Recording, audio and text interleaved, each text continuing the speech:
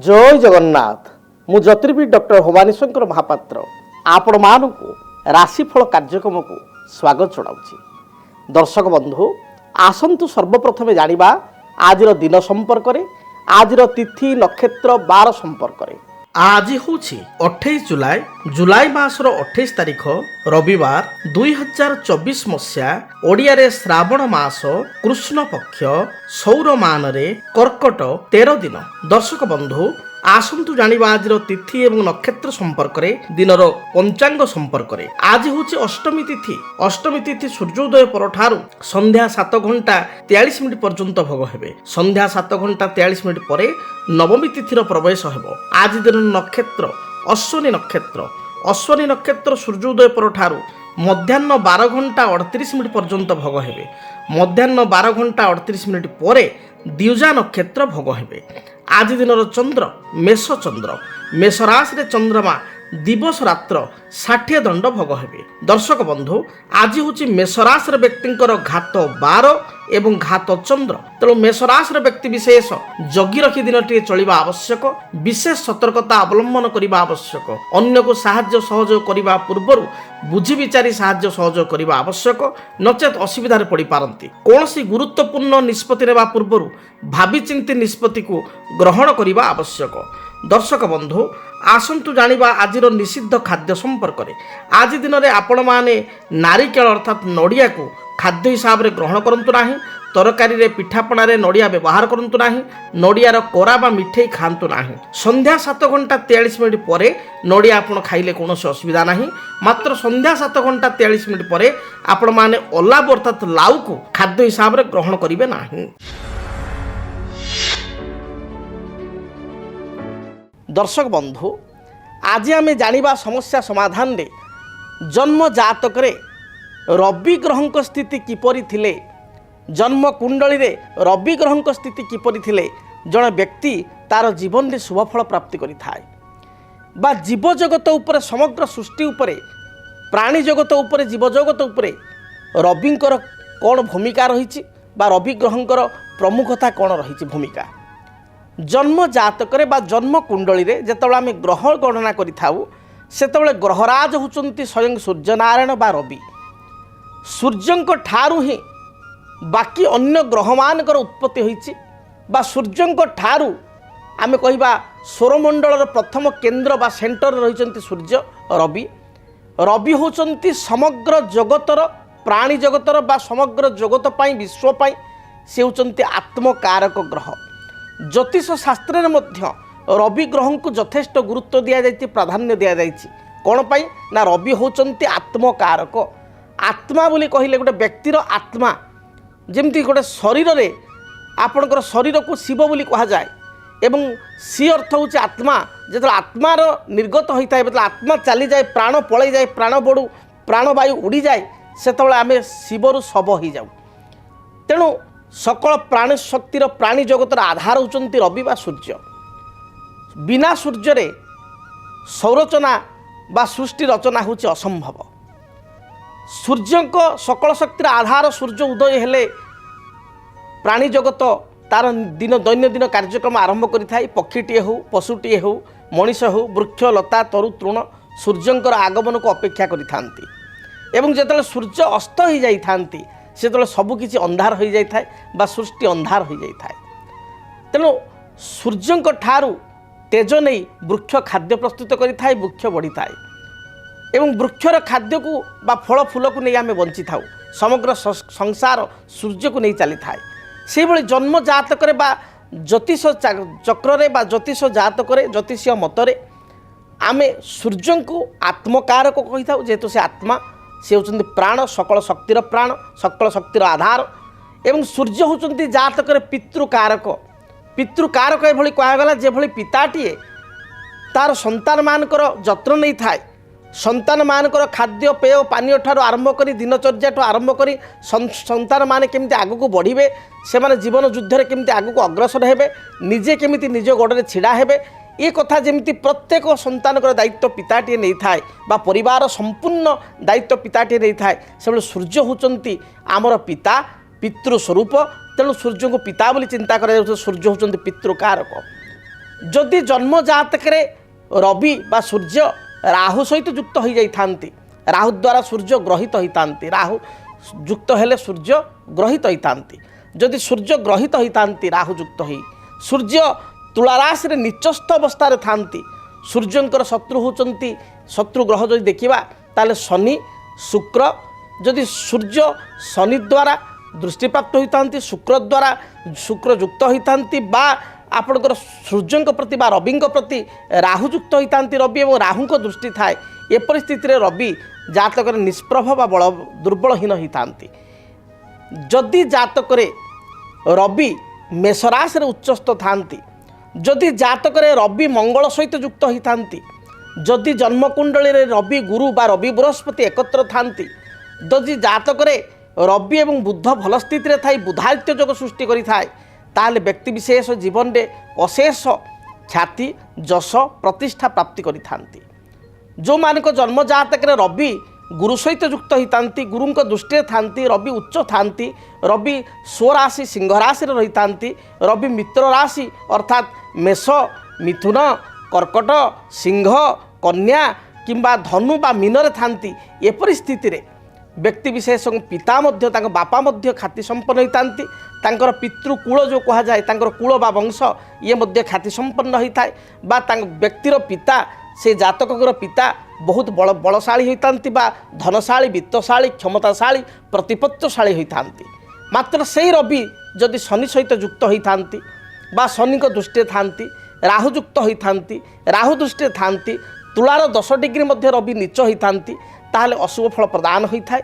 पितांकर मध्य समस्या देखा था, पितृंकर किसी स्वास्थ्यगत समस्या विशेषकर कार्डियोलोजी बा हार्टर कारक हृदयर कारक ग्रह रवि एवं ब्रेन कारक ग्रह रवि होता मानसिक एवं आपणकर हृदयगत किसी समस्या देखा दी थाए। जदि रवि मंगल युक्त होता बा रविंकर आपणकर दशम मंगल थांती बा मंगलर चतुर्थ स्थान ठारे रवि थांती, मित्रगृहस्थ उभय होता, ताले सरकारी कर्म व्यक्ति विशेष प्राप्ति करि थाए बा गवर्नमेंट जॉब पाई थाए।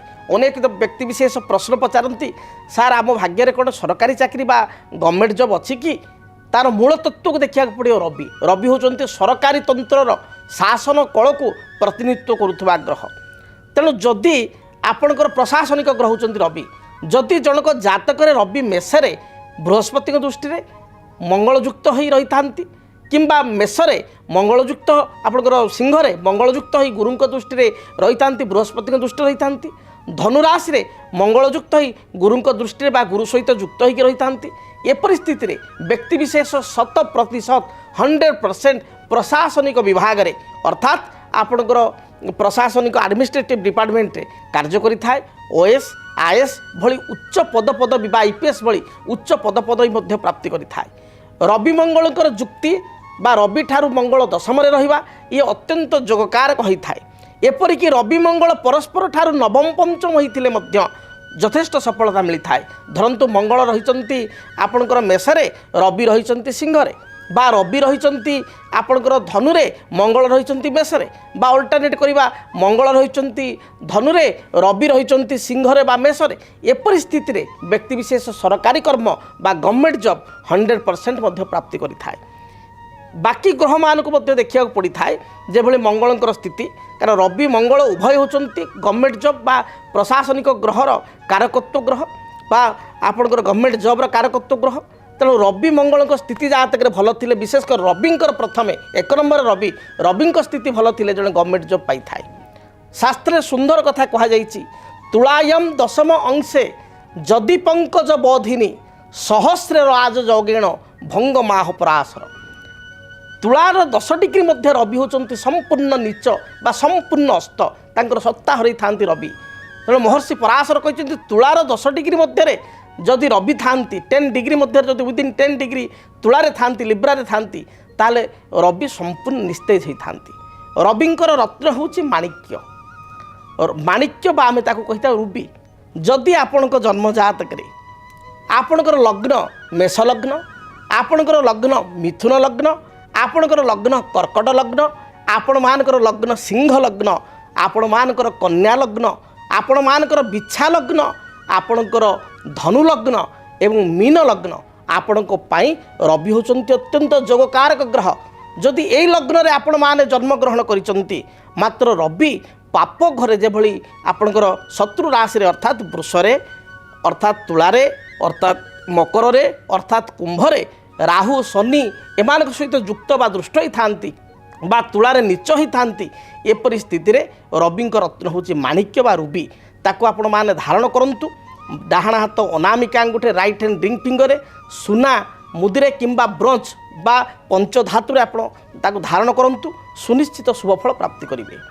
ରବି ଯଦି ଜାତକରେ ଦୁର୍ବଳ ଅଛନ୍ତି, ରବିଙ୍କର ଦଶା ଚାଲିଛି, ପିତାଙ୍କର କିଛି କଷ୍ଟ ହେଉଛି, ପିତୃ କଷ୍ଟ ହେଉଛି ବା ପୈତୃକ ସମ୍ପତ୍ତିକୁ ନେଇ ଯଦି କିଛି ବିବାଦ ଚାଲିଛି, ତାହେଲେ ରେଗୁଲାର ଆପଣ ସୂର୍ଯ୍ୟ ଉଦୟ ପୂର୍ବରୁ ଆପଣ ଉଠିବାକୁ ଶଯ୍ୟା ତ୍ୟାଗ କରିବାକୁ ଚେଷ୍ଟା କରନ୍ତୁ।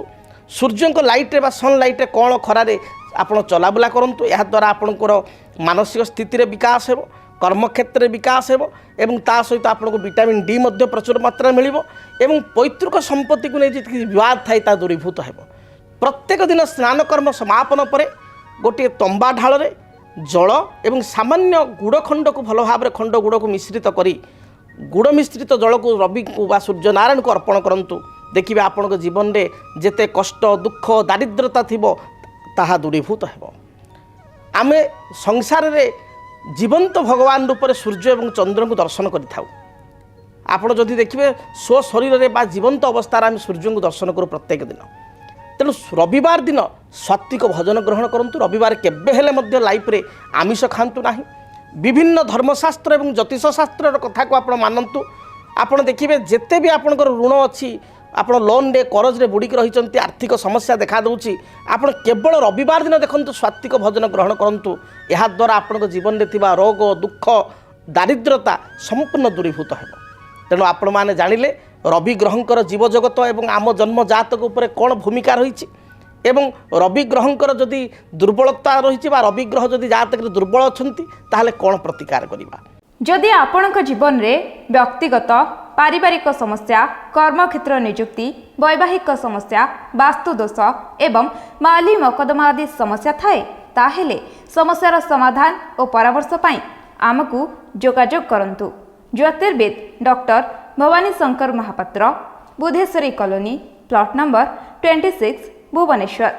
Phone number 9776833302 9439444924।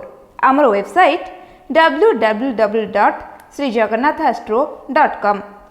ଏବେ ଆସନ୍ତୁ ଜାଣିବା ମେଷ ଠାରୁ ମୀନ ପର୍ଯ୍ୟନ୍ତ ଆଜିର ଦିନଟି ଆପଣମାନଙ୍କ ପାଇଁ କିପରି ବିତିବ ସେ ସମ୍ପର୍କରେ ଆଲୋଚନା କରିବା। ସର୍ବପ୍ରଥମେ ମେଷ ରାଶି। କର୍ମକ୍ଷେତ୍ରରେ ଯେଉଁ ବାଧା ଦ୍ୱନ୍ଦ୍ୱ ଦେଇ ଆପଣ ଗତି କରୁଥିଲେ ସେଥିରୁ ଆପଣଙ୍କୁ ମୁକ୍ତି ମିଳିବ। ଆଜି ଦିନରେ ଆପଣଙ୍କୁ ଯେଉଁ ପୂର୍ବରୁ ଯେଉଁ ଥକାବଟ ଥିଲା, ପରିଶ୍ରମ ଥିଲା, ସେଥିରୁ ଆପଣ ରିଲାକ୍ସ ମିଳିବ, ଆପଣ ଟିକେ ବିଶ୍ରାମ ପାଇବେ। ପାରିବାରିକ ଜୀବନ ଆପଣଙ୍କ ପାଇଁ ସୁଖପ୍ରଦ ହେବ। ତେବେ ଦାମ୍ପତ୍ୟ ଜୀବନରେ ସାଧାରଣ କଥାକୁ ନେଇ କିଛି ମତଭେଦ ଦେଖାଦେଇପାରେ। ଆପଣଙ୍କର ସରଳତାର ଅନ୍ୟମାନେ ସୁଯୋଗ ନେଇପାରନ୍ତି। ତେଣୁ ଅନ୍ୟମାନଙ୍କୁ ଆଜି ଦିନରେ ବିଶେଷ କରି ସାହାଯ୍ୟ କରିବା ପୂର୍ବରୁ ଭାବିଚିନ୍ତି ବୁଝି ବିଚାରି ଆପଣ ସାହାଯ୍ୟ କରନ୍ତୁ, ନଚେତ୍ ଆପଣ ପଶ୍ଚାତାପ କରିପାରନ୍ତି। ପାରିବାରିକ ଜୀବନରେ କିଛି ସମସ୍ୟା ଥିଲେ ତାର ଦୂରୀକରଣ ପାଇଁ ଦିନଟିରେ ଆପଣ ଲାଲ, ଖଇର, ହଳଦୀ ରଙ୍ଗର ବସ୍ତ୍ର ବ୍ୟବହାର କରନ୍ତୁ। ଅଧିକ ଶୁଭଫଳ ପ୍ରାପ୍ତି ପାଇଁ ନମ୍ବର 1କୁ ବ୍ୟବହାର କରନ୍ତୁ। ଯେତେବେଳେ ଆପଣ ଘରୁ ଦୂରଯାତ୍ରା କରୁଛନ୍ତି, ଯାତ୍ରା ସମୟରେ ଭଗବାନ ଆପଣ ହନୁମାନଙ୍କୁ ଦର୍ଶନ କରନ୍ତୁ। ହନୁମାନଙ୍କ ଶରୀରରେ ହନୁମାନଙ୍କ ସିନ୍ଦୁର ସହିତ କିଛି ରାଶି ତେଲ ଲାଗିକରି ଆପଣ ଦୂରଯାତ୍ରା କରନ୍ତୁ, ଦିନଟି ଶୁଭପ୍ରଦ ହେବ। ବୃଷ ରାଶି। କର୍ମକ୍ଷେତ୍ର ଆପଣଙ୍କ ପାଇଁ ଶୁଭପ୍ରଦ ରହିବ। ବିଭିନ୍ନ ଦୃଷ୍ଟିକୋଣରୁ ଆର୍ଥିକ ଦୃଷ୍ଟିକୋଣରୁ ଆପଣ ଲାଭବାନ ହୋଇପାରିବେ।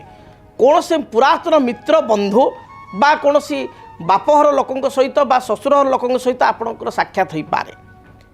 ଆଜି ଦିନରେ ଆପଣ ହଜି ଯାଇଥିବା ଦ୍ରବ୍ୟର ସନ୍ଧାନ ପାଇବେ। କୌଣସି ଗୁରୁତ୍ୱପୂର୍ଣ୍ଣ କାଗଜପତ୍ର ବା ଡକ୍ୟୁମେଣ୍ଟକୁ ହଜାଇଥିଲେ ବା କୌଣସି ସୁବର୍ଣ୍ଣ ଆଦି ମୂଲ୍ୟ ଦ୍ରବ୍ୟ ଧାତୁ ଆପଣ ହଜାଇଥିଲେ ତାର ସନ୍ଧାନ ପାଇପାରିବେ। ସନ୍ତାନଙ୍କ କାର୍ଯ୍ୟକଳାପକୁ ନେଇ ଆତ୍ମସନ୍ତୋଷ ବ୍ୟକ୍ତ କରିବେ। ପତି ପତ୍ନୀଙ୍କ ମଧ୍ୟରେ ଭଲ ବୁଝାମଣା ରହିବ। ଯାହା ବି ସମସ୍ୟା ପୂର୍ବରୁ ରହିଛି ତାହା ସେ ସମସ୍ୟାର ଖଣ୍ଡନ ହେବ। ଅଧିକ ଶୁଭଫଳ ପ୍ରାପ୍ତି ପାଇଁ ଦିନଟିରେ ଧଳା, ଗୋଲାପୀ ଏବଂ କମଳା ଏହି ରଙ୍ଗର ବସ୍ତ୍ର ବ୍ୟବହାର କରନ୍ତୁ। ଶୁଭଫଳ ପ୍ରାପ୍ତି ପାଇଁ ନମ୍ବର 6କୁ ବ୍ୟବହାର କରନ୍ତୁ। ଯେତେବେଳେ ଆପଣ ଘରୁ ଦୂରଯାତ୍ରା କରୁଛନ୍ତି ଯାତ୍ରା ସମୟରେ ଆପଣ କିଛି ଦହି ଖାଇ ଦୂରଯାତ୍ରା କରନ୍ତୁ, ଯାହା ବି ରିଷ୍ଟ ରହିଛି ଖଣ୍ଡିତ ହେବ। ମିଥୁନ ରାଶି, ବୁଦ୍ଧିମତା ବଳରେ ଚତୁରତା ବଳରେ ପ୍ରତ୍ୟେକ କାର୍ଯ୍ୟକୁ ବାସ୍ତବ ରୂପରେଖ ଦେଇପାରିବେ।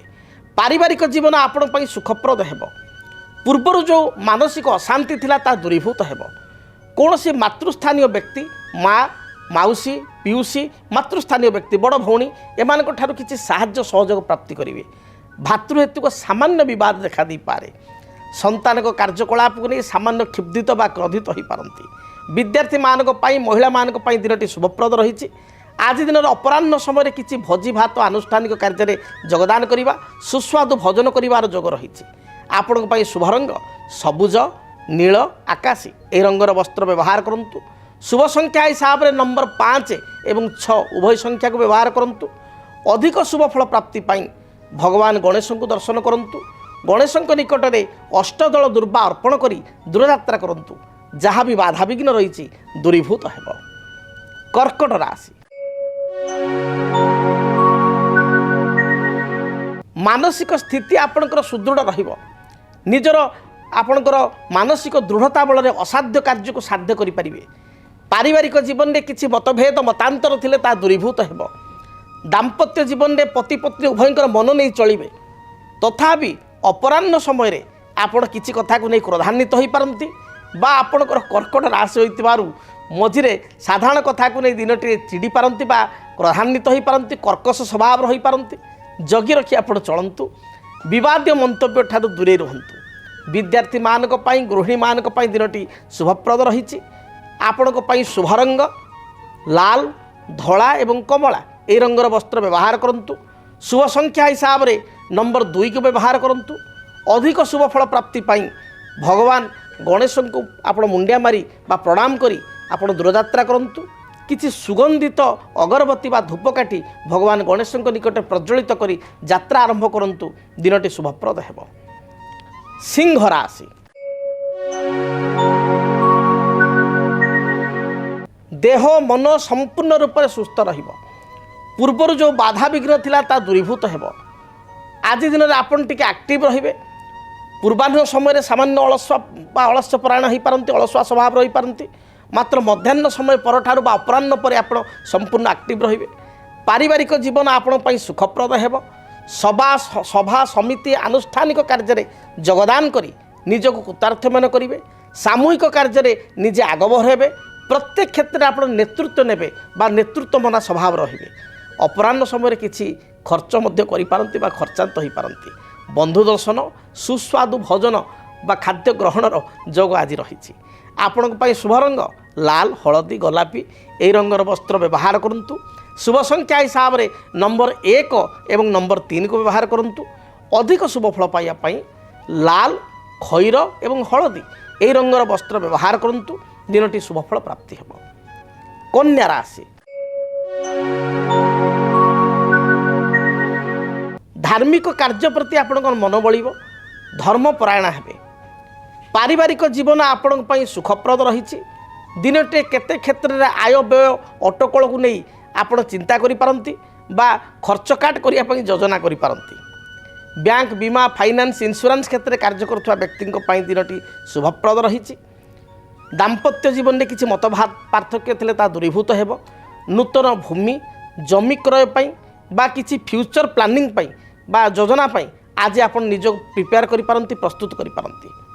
ମହିଳାମାନଙ୍କ ପାଇଁ ଦିନଟି ଭଲରେ ବିତିବ।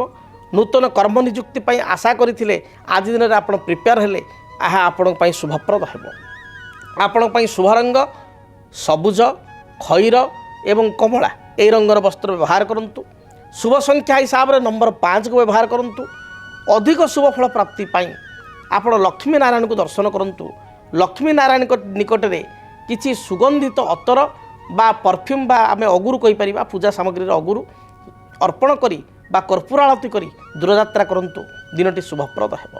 ଯଦି ଆପଣଙ୍କ ଜୀବନରେ ବ୍ୟକ୍ତିଗତ, ପାରିବାରିକ ସମସ୍ୟା, କର୍ମକ୍ଷେତ୍ର ନିଯୁକ୍ତି, ବୈବାହିକ ସମସ୍ୟା, ବାସ୍ତୁଦୋଷ ଏବଂ ମାଲି ମକଦ୍ଦମା ଆଦି ସମସ୍ୟା ଥାଏ, ତାହେଲେ ସମସ୍ୟାର ସମାଧାନ ଓ ପରାମର୍ଶ ପାଇଁ आमकु जोगाजोग करंतु।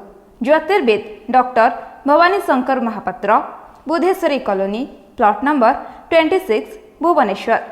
Phone number 9776833302 9439444924।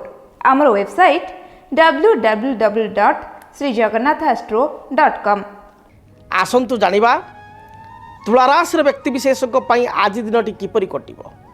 तुला राशि तुला राशि व्यक्ति मोटामोटी देखा गले दिनटी आज आदौ भल ना। जगी रखी चलतु। आपण को भयभीत करू नाही। मात्र आपण आज खर्चांतर पड़ पारती। क्या सहित वाद बद परिस्थिति उपजी पारे। छोट छोट कथा को नहीं सामान्य कथा को नहीं आप उत्तेजित हो पारती। विवादीय मंतव्य दे अड़ुआरे पड़ पारती। जगी रखी चलतु। आज दिन में अन्य क्या हठात विश्वास को नियंतु नाही। भावी चिंती प्रत्येक गुरुत्वपूर्ण निष्पत्ति को आप ग्रहण करंतु। पारिवारिक जीवन में दाम्पत्य जीवन में किसी कथा को नहीं मतभेद देखा दे पारे। भाई भौणी सहित किसी कथा को नहीं कलह उत्पन्न हो पारे। विवाहित महिला मानकर सासू बा नणद सहित किसी मतभेद उपजी पारे।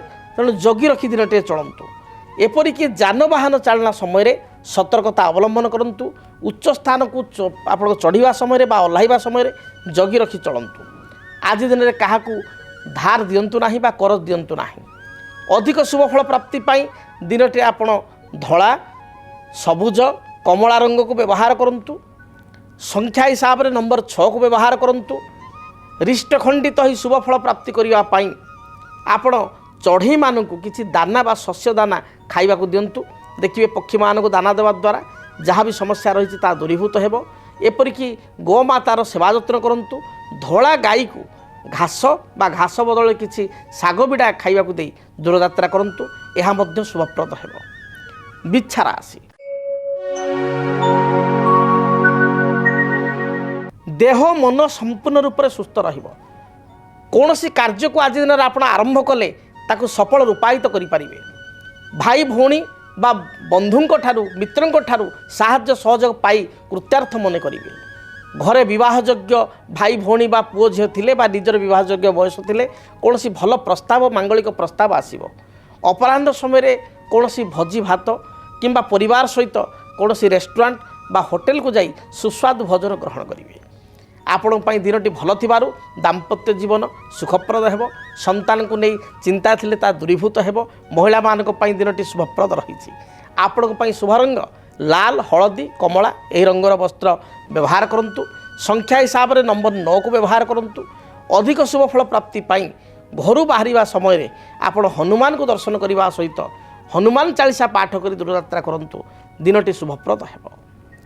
धनु राशि धनुराशि व्यक्ति विशेष कर्मक्षेत्र को नहीं दूरयात्रा करने पड़ पारे। आज दिन में आपणकर बंधुंक गृह को यात्रा बा परिवार सहित किसी मांगलिक कार्य योगदान करिवार जोग रही अछि। सभा समिति आनुष्ठानिक कार्य आपण निजको सामिल करेंगे। धर्म कार्य प्रति आपणकर मन बढ़िबो। आपण आगामी समय बा आगामी वर्ष गुड़िक किसी प्री प्लान बा योजना आज दिन में करिपारंती। योजना आरंभ कले ताको मध्य सफल रूपायित करें। दाम्पत्य जीवन सुखप्रद हेबो। पारिवारिक जीवन मध्य सुखप्रद हेबो। विद्यार्थी मानक पई दिनटी शुभप्रद रही। आज दिन में कौन उपहार पाइबार मध्य जोग रही। आपण पई शुभ रंग हलदी सुनेली लाल यही रंगर वस्त्र व्यवहार करंतु। शुभफल प्राप्ति पाई नंबर 3 एवं नंबर 9 को व्यवहार करंतु। अधिक शुभता पाई आपण देवादेव महादेव को दर्शन करंतु। महादेव को निकट में 5 गोटी बा 7 गोटी अति कम रे बेलपत्र अर्पण करंतु। ओम तत्पुरुषाय विद्महे महादेवाय धीमहि तन्न रुद्र प्रचोदयात यही मंत्र को आप 21 थर जप करंतु। नहले ओं नमः शिवाय ये पंचाक्षर मंत्र को 108 थर जप करी दूरयात्रा करंतु। दिनटी शुभप्रद है। मकर राशि व्यक्ति किपरि कटिब दिनटी जानिबा। मकर राशि स्वास्थ्य हेतुक समस्या को नहीं चिंतित हो पारती। मन मध्य केते कथा को नहीं द्वंद्व बा कन्फ्यूजन देखा दी पारे। पारिवारिक जीवन में अन्य मानकर आशा को पूर्ण करने को जाई आपण निजे असुविधा पड़ पारती बा खर्चांत हो पारती। अप्रिय सत्य कथा कही अड़ुआरे पड़ पारती। जगी रखी चलतु। शुभ रंग हिसाब रे सबुज आकाशी एवं कमला रंग को व्यवहार करंतु। संख्या हिसाब रे नंबर 8 को व्यवहार करंतु। अधिक शुभ फल प्राप्ति पाई हनुमान को दर्शन करने सहित हनुमान को फोटोरे बा हनुमान मंदिर जाई हनुमान को मूर्ति रे 9 गोटी अपराजिता फूल नील अपराजिता फूल अर्पण करंतु। दिनटी रिष्ट खंडित ही शुभ फल प्राप्ति करिवे। कुंभ राशि पड़ोशी मान सहित किसी कथा को नहीं तिक्तता देखा दे पारे। आज दिन में आपड़ किसी अर्थ हराई पारती, तेणु जगी रखी चलतु। कौन सी चुक्तिपत्र बा एग्रीमेंट रे दस्तखत करिया पूर्व भावी चिंती दस्तखत करंतु। पड़ोशी सहित बा पाख लोकों सहित कलह उत्पन्न हो पारे। दाम्पत्य जीवन मध्यम रहिबो। कौन सी निज लोक आपन को दुख बा कष्ट दे पारे, जगी रखी चलतु। आपण पई शुभ रंग सबुज नील एवं गोलापी यह रंगर वस्त्र व्यवहार करंतु।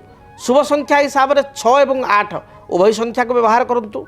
अधिक शुभ फल प्राप्ति पाई आपण काली गाई को किछि घास सहित सामान्य गुड़ बा टाउन जगार सहरांचल घास न मिलले 20 टकार शाग बिड़ा किणी किछि गुड़ दे खाइबा को दियंतु। जहाँ भी रिष्ट रही खंडित हेब।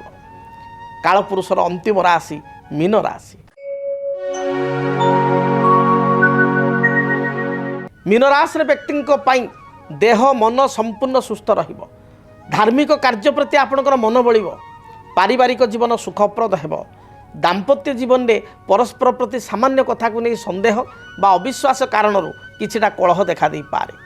विद्यार्थी मानक पई दिन भल जाउथबारु पढ़ापढ़ी प्रतियोगितामूलक परीक्षा बा इंटरव्यू रे निश्चय सफलता प्राप्ति करिवे।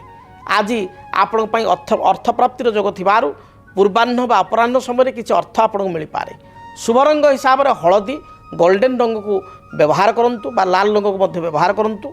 दिनटी शुभप्रद हेब। संख्या हिसाब से नंबर 3 को व्यवहार करंतु। अधिक शुभ फल प्राप्ति पाई आपण घर जेतले दूर यात्रा करूचंती सेतले चंदन रे केसर मिसाई बा हलदी गुंड मिसाई ताकू घरी कपाल रे तिलक करी बा गलारे बेकर सामान्य टपाटे लगाई तिलक करी दूर यात्रा करंतु। दिनटी शुभप्रद हेब। जदि आपणक जीवन रे व्यक्तिगत पारिवारिक समस्या कर्मक्षेत्र नियुक्ति वैवाहिक समस्या वास्तुदोष एवं माली मकदमा आदि समस्या थाए ताहेले समस्यार समाधान और परामर्श पाई आमकु जोगाजोग करंतु। ज्योतिर्विद doctor Bhabani Shankar Mahapatra Budheswari colony plot number 26 Bhubaneswar.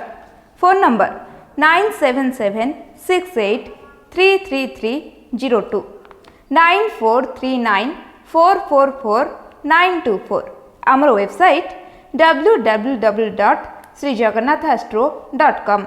तेबे आज तो समय इशारा देलानी कार्यक्रम को एठी रखिया पई पड़िबो। विदाय दियंतु। दिनटी आपण मानक पई शुभप्रद हेउ। महाप्रभु जगन्नाथଙ୍କ दयारु माँ दक्षिण कालीଙ୍କ दयारु दिनटी आपणकर शुभर बितु मंगलप्रद हेउ। रहुछि जय जगन्नाथ। डीटीवी ओडिया देखिवा पई सब्सक्राइब करंतु एवं बेल आइकन को मध्य दबाई दियंतु।